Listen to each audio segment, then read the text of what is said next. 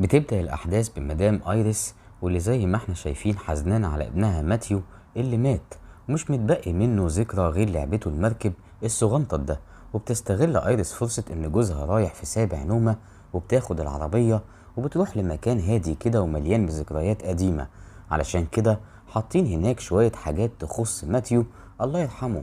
غير كده في شجرة فيها أول حرف من أساميهم، والظاهر إن كل الذكريات الحزينة زودت الاكتئاب عليها، لدرجة إنها وقفت فوق أعلى حتة وشكلها كده ناوية تقول باي باي للدنيا باللي فيها.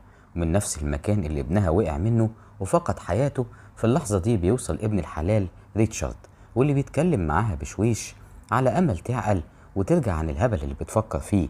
وبيتضح إن الأخ ده كمان له قصة حزينة ومنيلة بنيلة، ملخصها إن حبيبته كلوي ماتت وهي معاه بسبب حادثة عربية، لدرجة إن جات له صدمة عصبية. غير إنه قعد فوق الشهرين في المستشفى على ما اتعالج من الكسور والذي منه. في الوقت ده ايريس بتتشجع تحكي له هي كمان ازاي سابت ابنها يلعب لحد ما الواد يا عيني وقع من فوق الجبل ومات. وبيتعاطف ريتشارد اكتر مع ايريس، وبيحاول يقنعها ان الحياة مهمة، وانها مهما بقت قاسية فلسه في امل في حاجات كويسة تحصل. وبعد الكلمتين الحلوين دول بيقول لها اتكل انا بقى والسلام عليكم. لكنه بيتفاجئ ان ايريس مش بس غيرت قرارها ومش هتموت نفسها، لا دي كمان بتمشي وراه وبتروح علشان تركب عربيتها. لكنها بتستغرب بعد كده لما بتلاقيه قافل على باب عربيتها بعربيته. ومفاجأة بتزيد لما بينزل من عربيته وبيطلع حاجة بتبان انها شمسية، لكنها في الواقع صاعق كهربائي.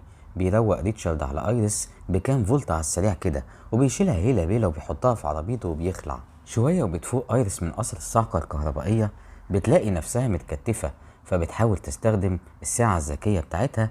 لكن ريتشارد بيقول لها ما تتعبش نفسها لأن الشبكة هنا رايحة في 60 داهية، وبيرميلها لعبة ابنها علشان تتسلى بيها.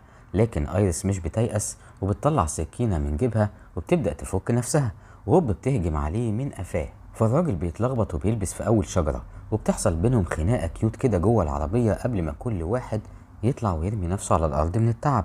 في اللحظة دي ريتشارد بيعرفها إنه حقنها بمادة هتخليها تفقد القدرة على الحركة والكلام خلال 20 دقيقة من دلوقتي.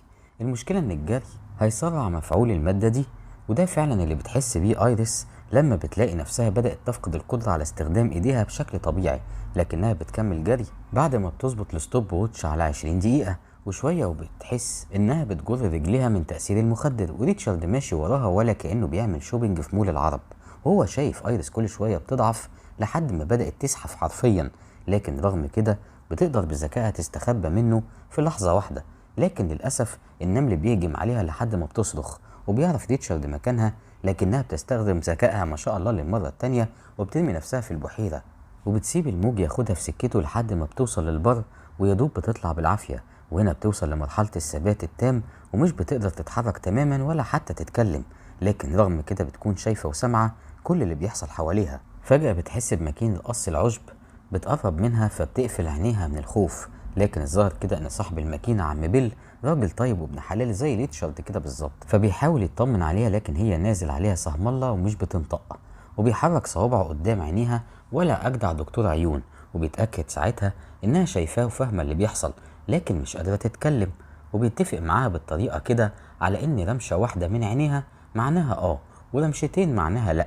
المهم بياخدها عم بيل البيت عنده، وفجأة الباب بيخبط. وهنا بقى ايريس مش بترمش مرة ولا اتنين، دي بترمش 5000 مرة على امل تحذره. لكن عم بيل بطيبة قلبه اللي تحرق الدم بيروح يفتح برضه، واللي خايفة منه ايريس بيحصل، وبيطلع ريتشارد هو اللي على الباب وبيقوله انه عمل حادثة وبيدور على مراته. فبيل بيدخله، والتاني عامل فيها مدروخ من تأثير الحادثة، وكمان بيطلب منه التليفون علشان يطلب مساعدة لأن موبايله ضاع منه، وبيسأله إذا كان حاسس باللي هو فيه. فبيل بيقول له إنه كان عنده زوجة برضه لكنها ماتت. في اللحظة دي ربنا بيكشف ستر ريتشارد وموبايله بيرن، وده معناه إنه كان بيشتغل عم بيل الطيب. وهوب بتحصل عركة سينمائية بين الاتنين، ورغم إن بيل بيطلع راجل عافي وبيكوم ريتشارد على الأرض، إلا إن ريتشارد ابن الذين بيقدر يطعنه في رجله بسكينة. وبعد ما بيجيبه على الأرض بيخلص عليه نهائي، وبيدور على ايريس في كل حتة، وهي كل ده مستخبية منه ومش قادرة تتحرك سنتي واحد من مكانها. وبيقرر المجنون يولع في المكان باللي فيه علشان ما يسيبش اي دليل على اللي عمله. اما ايريس فاخيرا بدأت تحس إنها قادرة تحرك صوابع إيديها. في الوقت اللي بيدلق البنزين على الأرض بيلاحظ وجود دم وبيفهم إن ايريس هنا، فبيقرر يولع وهو مطمن إنه خلاص هيخلص منها هي كمان. لكن قبل ما يدور عربيته ويمشي بيرجع في كلامه وبيدخل ياخدها في عربيته. وهما ماشيين بتيجي مكالمة ريتشارد من بنته اللي بتعرفه إنها جابت درجات كويسة في مدرستها وإنها ناوية هي وأمها يزوروه بكرة. وطبعا ريتشارد مش بيلاقي قدامه حاجة يقولها غير إنه بيوافق على الزيارة.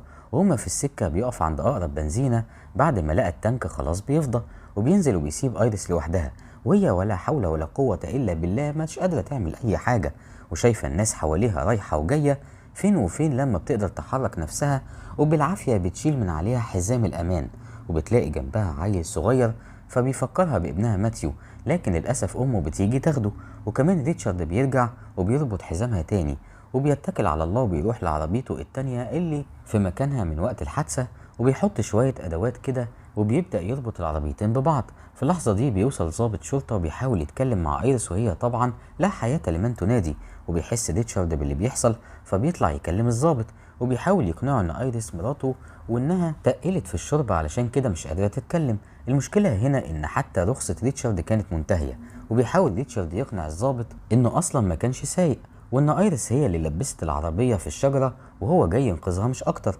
هنا الضابط بيسأله طب ايه يا نجم التعويرة اللي في دماغك دي؟ فريتشارد بيتبرجل وبيهرتل بأي كلام. وسط كل ده ايريس بتقدر اخيرا تفتح شباك العربية، فالضابط بيحس بيها وبيروح يكلمها وهي كل اللي بتقدر تقوله كلمة ساعدني. فبيفهم الضابط الليلة خصوصا لما بيشوف الحقنة المخدرة في العربية، لكن للأسف بيكون اتأخر لأن ريتشارد في اللحظة دي بيديله في وشه وبيخلص عليه زي عم بيل، وبيرميه في العربية علشان يولع فيه برضه زي ما عمل في عم بيل. وبيركب مع ايريس واللي قدرت تحرك الحقنة من مكانها، وكمان مع الوقت بدأت تتكلم بالراحة وبتقوله ان الشهرين اللي قعدهم في السرير بعد الحادثة اكيد هما اللي جننوه كده، وبتحاول تلعب على مشاعره اللي مش موجودة اساسا. وبتقوله ان باللي بيعمله ده مش بس هيكون فقد حبيبته زمان، ده كمان هيفقد بنته الصغيرة وامها. والكلام ده واضح انه بوظ الدنيا اكتر لانه بيخلي ريتشارد ياخد ايريس على اقرب بحيرة علشان يغرقها ويخلص منها خالص ومن رغيها.